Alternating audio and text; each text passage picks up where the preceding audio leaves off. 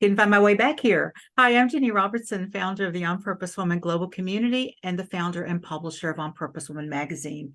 I'm here with Beth Shekinah Terrence to talk about her article in the November-December issue of On Purpose Woman magazine. Hey, Beth, thanks for being here. Hi, thanks for having me. Before we have this conversation, please tell our viewers a bit about you. Sure, yeah. So I'm Beth Shekinah Terrence, and I'm a shaman, transformational facilitator, and holistic recovery guide. And I'm really passionate about helping individuals, communities, and organizations to deepen connection, cultivate compassion, and experience awakening. And I work very collaboratively with my clients to guide them through their own unique process of transformation, healing, and integration that can help open a pathway or a gateway to inner wisdom. So it really becomes an embodied force in their lives, relationships, and even in their businesses. And I can focus on a lot of different areas with folks, really whatever is present for them, but three main areas that often are addressed are trauma and healing, transformation and integration, and soul centering and leadership. Okay. And I just wanted to touch on that. I also work with communities and organizations through my project called Holistic Recovery Pathways, where I bring holistic resources to support addiction and mental health recovery, as well as training behavioral health and healthcare professionals around self-care, compassion, fatigue, and burnout. So that's a bit about me. Wow. When do you sleep? Yeah. You offer a lot. You offer a lot of great services. Yeah. And it's all, we'll talk about shamanism and connection, but I really see it, as all being interconnected. Yes, it is. And for the November-December article, you wrote part 2 of a series on shamanic practices for healing and transformation. And this article is about shamanic journey work and soul retrieval. And I'll tell those watching that you can go back. The link to our website is in the chat, not in the chat, it's in the text of the video. And you can go on the On Purpose Woman Global Community magazine page, and you can then also click on archives. And Beth's first part to the article, to the series, is on let's see, it's in the I think it was September, June, October July, issue. maybe June. No, it's July, August. You're right. July, It's August. July, Okay, August. yeah. And we skipped Yeah. September, October, and then November, Okay. December. So yes. So before we dive into all this big topic, share a brief overview of what shamanism is, just for those. Some people might think they know, but they're not sure, and some people are going, I don't have a clue. So what is it? Yeah. So shamanism is a form of spiritual healing that has roots in indigenous wisdom traditions, and so that may look differently in different cultures and around the world. But there's some, I would say, sort of core or foundational beliefs around shamanism that focus on the idea of interconnectedness, that we are all everything, beings, humans, plants, the earth, animals. We're all in the world of spirit, interconnected through what's often referred to as the web of life. And so shamanic practices are really practices that help us to cultivate connection and often reconnection, because as we go through our different life experiences, and particularly living in our modern world, modern, very fast-paced, chaotic world, we can often disconnect from ourselves, from others, community, from nature. We often don't live in a connection with nature. And so it's really the work of creating connection and reconnection. And that's where the healing comes from. But it can take definitely many different forms. And we're going to touch on soul retrieval and shamanic journey work today. And the first article that I did talked about finding connection through ceremony and ritual, just so folks know what that topic was specifically. Yes, that's right. That's right. Why, and I just want to add one more thing, that sure. Shamanisms and shamanic practices have been around for millennia, but it's really having a strong resurgence in our modern culture today. Well, let's start there. I didn't know you were going to say that. That's a good place. Why? Why do you think it's experiencing a resurgence in modern culture? Yeah. Well, I think, spiritual holistic and spiritual practices are something that people are really seeking, as we're just living in, again, this modern chaotic world. And there's always been challenges, but over the last few years with the pandemic, there's been even more, challenges on a physical, mental, emotional level, more disconnection, just in how we were living, even in isolation at a time. So I think people are really just feeling a call to find that connection. And even thinking about it, like the Surgeon General released a report, recently about the impact of loneliness on health and well-being. And so in a way, I've often said disconnection is perhaps the greatest disease of our times. And I think people are really feeling and experiencing that and looking for ways that they can find that connection. And again, that's, with themselves, with others, community, maybe with their spiritual source and nature itself. Mm-hmm. It's interesting that you say that, because a few weeks ago, and you probably knew about this, Unity by the Bay did a live stream with Neil Donald Walsh. It was a Yes, I fundraiser heard for about the that. ACT. Well, it wasn't Unity by the Bay, it was the ACT community. They did it at Unity by the Bay. And you could either watch online or go to Unity and watch it on a big screen with other people, which Don and I did, and it was quite wonderful. And Neil was supposed to answer the solution for our biggest problem in the world. And his idea of the biggest problem in the world is separation, disconnection. If we could solve that. If we were feeling connected, we wouldn't be shooting at anybody. We wouldn't be taking hostages. We wouldn't be doing any of those things, right? Because we would see ourselves as the other person, or the plant, or the animal, or any of those things. So it's an amazing concept that it's almost hard to wrap our brain around in the modern world, isn't it? That's even a possibility. Yes. Yeah. And that is the challenge, is like, I think the awareness can be there, but how do we cultivate that and practice it and embody it in our daily lives, in our relationships? And haven't there been cultures though who have lived that way? In some of our ancient cultures? They lived that one, maybe not so ancient. Until, if they were left alone to do life the way they wanted to do it, they managed to live feeling that sense of connection. So there's a lot to be said for those ancient.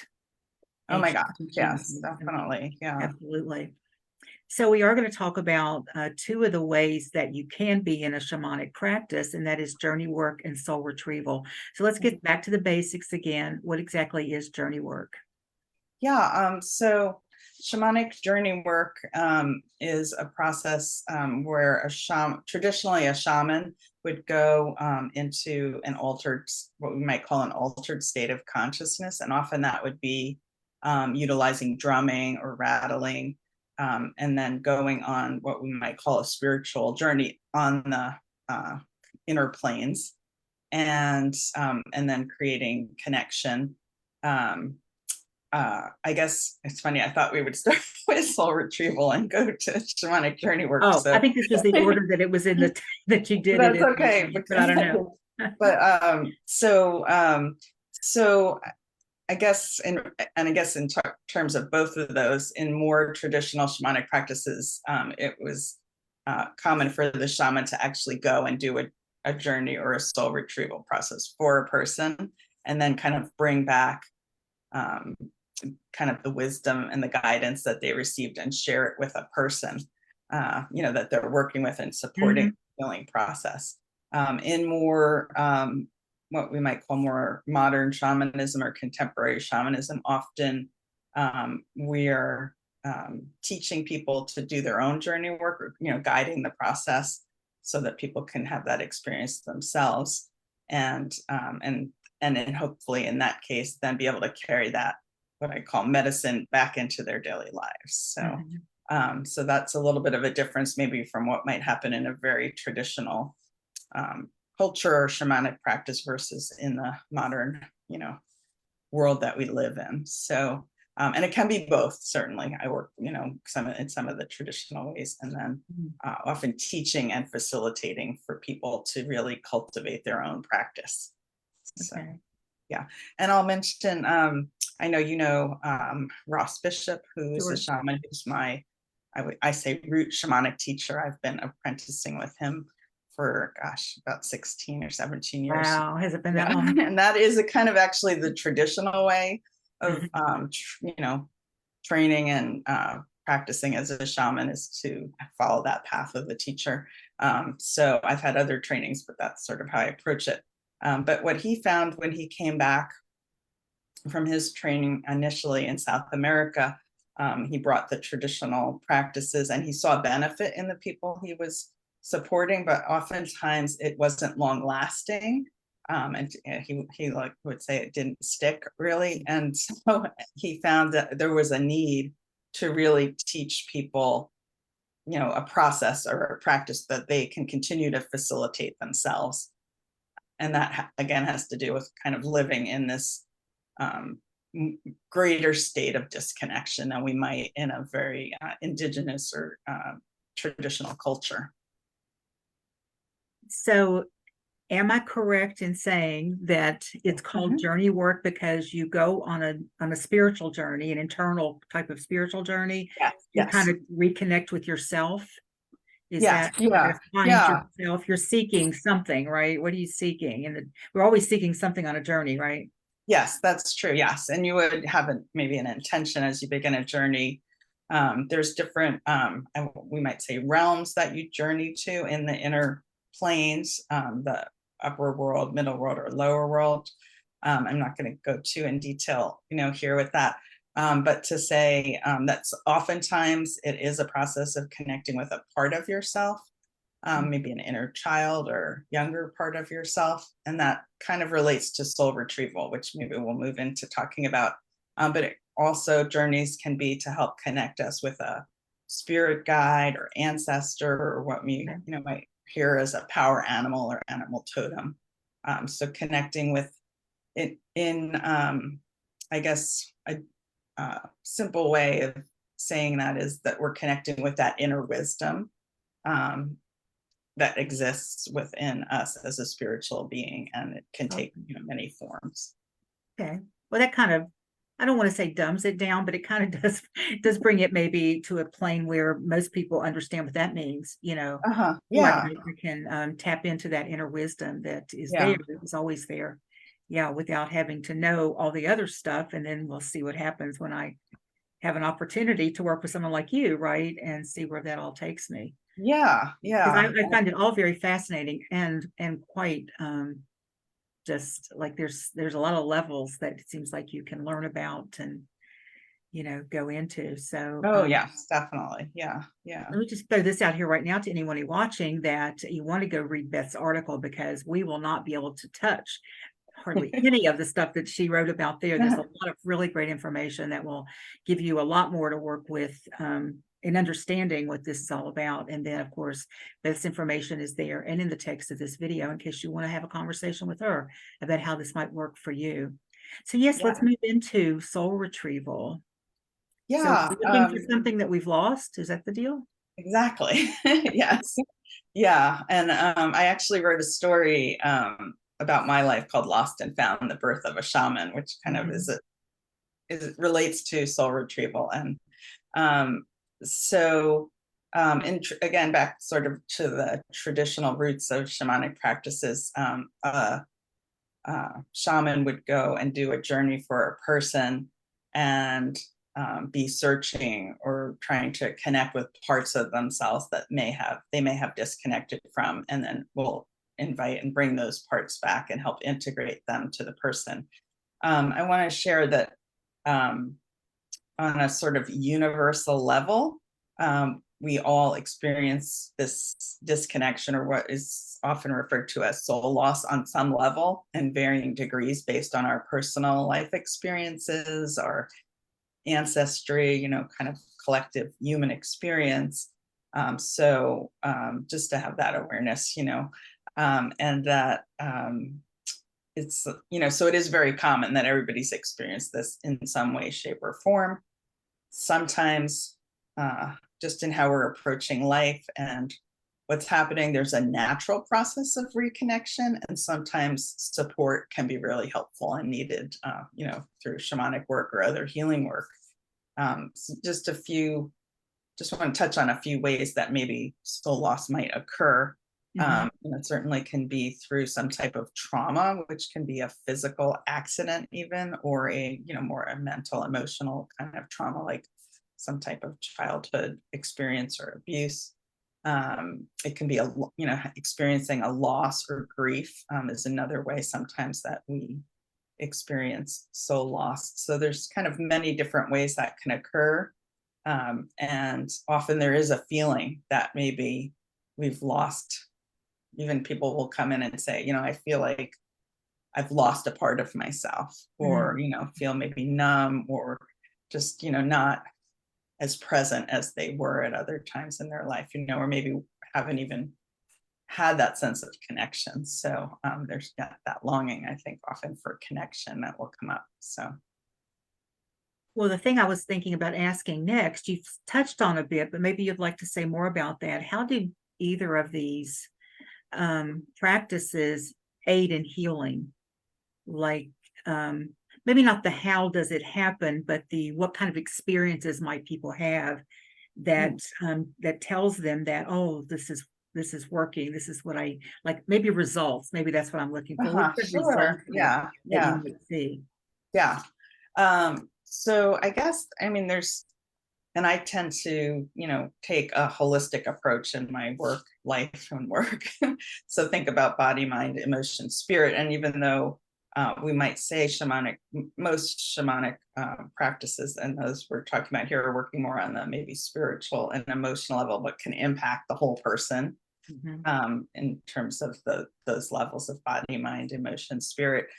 So definitely people tend to feel maybe just that sense of connection. And I know probably I touched on this earlier, when we're talking about connection, we're talking about connection with ourselves. So that relationship we have with ourselves, and then others, our relationship with others, so feeling maybe more connected, and then just to life itself. So maybe feeling more awake or energized or present in their experience. And then, I guess, some challenges around, like, when people come, often they're in a state of despair or distress, and maybe have tried a lot of different things around healing. And so maybe have even lost hope. So often, as we go through the shamanic processes that we do together, there's this sense of, wholeness, I would say, is Mm. something that really people reflect on experiencing, either a return to wholeness, or maybe even they've never had that experience of wholeness. I know that was the case for me, and I had already done a lot of healing work personally, in terms of working to heal fibromyalgia and trauma and addiction in my life, and had taken a holistic approach and made a lot of progress. But I still did find myself, particularly in terms of addiction, kind of I don't like to use the word relapse, but recurring or Mm. recycling at certain times. Recycling. Then That's when I was already a holistic and healing practitioner, early on. So, and it was when I first experienced shamanic healing and soul retrieval that, for me personally, that I was able to really step fully into a path of recovery, and also, it stemmed through this experience of wholeness that I really never imagined was possible. mm. So that's often something that comes up. I really love the word wholeness to encompass all of that because for me, it's a word that I can't define, but I Mhm. know when I'm feeling it. It's that a sense of feeling whole. And I think that's what we all crave, don't you? We Yes. Oh, just definitely. Yeah. and and so just the idea of wholeness, again, it's not easily defined. I don't think. I think it's an individual thing that we have to define for ourselves. But I love that you use that term because I think it Mhm. really just encompasses everything.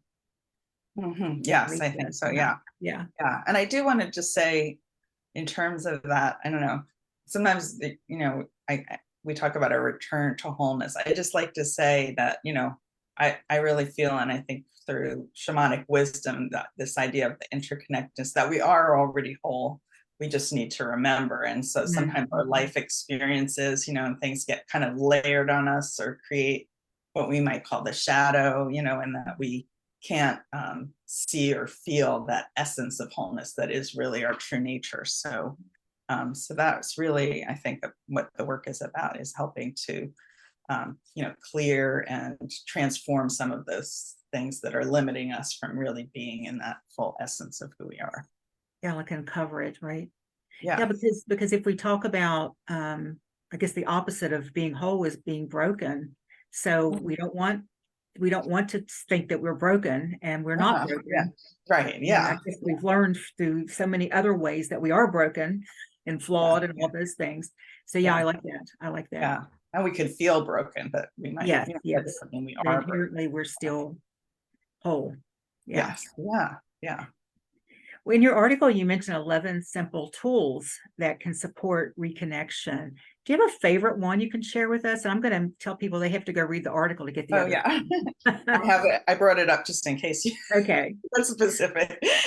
So, well, yeah, and I shared that section because I did want to say, and I think I highlighted this one, that, certainly sometimes when someone's going through some challenge or wanting to initiate a healing or transformational process, coming to see a shaman or healing person can create, an opening and support. But they're definitely learning to journey, do shamanic journeys and other practices, ceremony and ritual are things people can do for themselves as well. Sometimes having some experience or teaching is helpful. But there are things that help to create that natural connection. And that's kind of what I wanted to share. I would say for me, connecting with nature is some of the best medicine that there is. And I think when we're out in nature, we can, for me, I definitely kind of melt into that place of oneness or wholeness. So that's a big one. I do like to say, and everybody sort of relates with that maybe in different ways. But even through a journey process, we can learn to connect with nature more deeply too. So it can help sort of facilitate that. Yeah, and then I guess I would say, I definitely have really cultivated, and it is a big part of the practice and the work, that spiritual connection with what we might call source or creator, but also with different spiritual guides, so that working actively with spiritual guides and inner wisdom to me is a big part of that, and a part of what helps to carry. Kind of talk about the idea of gathering medicine, not physical medicine, but to carry that back into our lives and really embody it. So, so having that connection with spiritual wisdom and guidance and living it, I think, to me is key. Yeah, I guess you can gather all that you want, but if you're not living it, it's just going to lie dormant and not really support you, right? Yeah, definitely. And I think, from my own experience and just working with lots of people, like, it's not uncommon to have a big, even if someone had perhaps come for a soul retrieval or go on a meditation, retreat for, however many days, and we come back to our lives, and how do we really carry that in and embody it? That's, I think that's the challenge and the question, and where cultivating our own practice can really help. So, and that's really, I'm really passionate when I support people, whether it's individuals or groups, to help people have the experiences that help them to remember that they are whole, and then learn ways that they can continue to cultivate and live that in their lives. So Thank you. And I'm going to remind our viewers that you can go to the link here that says On Purpose Woman Magazine and click on that. You can read Beth's article in this issue. You can also go back to the archives and read her article in the July-August issue. And again, in this issue, she gives you a lot more information here that might help you get a deeper understanding of what we're talking about. I don't have a very deep understanding of what we're talking about, but every time I talk with you, I get a little bit better at understanding it, and about how kind of see that when we're doing certain things in our lives, we're naturally and maybe just sort of organically doing something that could look like a shamanic practice. It doesn't always have to be ritual and like a process, right? It can be Yeah, something. that's true. Yeah, You know. definitely.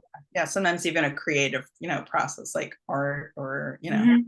yeah, just writing, or it can take many forms, definitely. Yeah.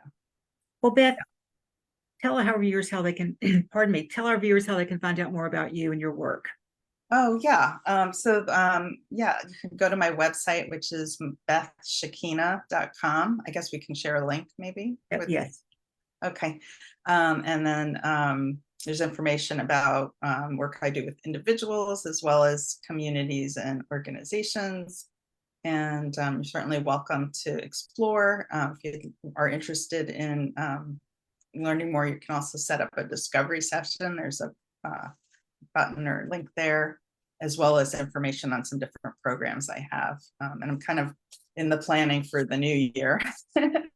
But I will Anything you definitely be want to shout having out about right now, or anything you have coming up? yeah, well, I do. Well, I had a program I was doing before the pandemic, and I kind of went on hiatus with it. It's called Healing the Shadow Shamanic Journey series, and I do it in the spring and the fall. So I'm definitely planning to bring that back. And I also work with a process called Feeding Your Demons, which is a secular practice, but it has roots in a Buddhist shamanic practice called Cha.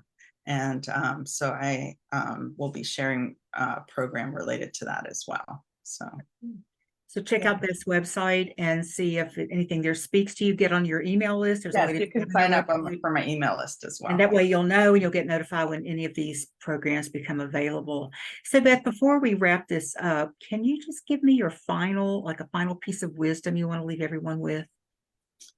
Final piece of wisdom. I guess I always come back to that message that you are already whole. You just need to remember.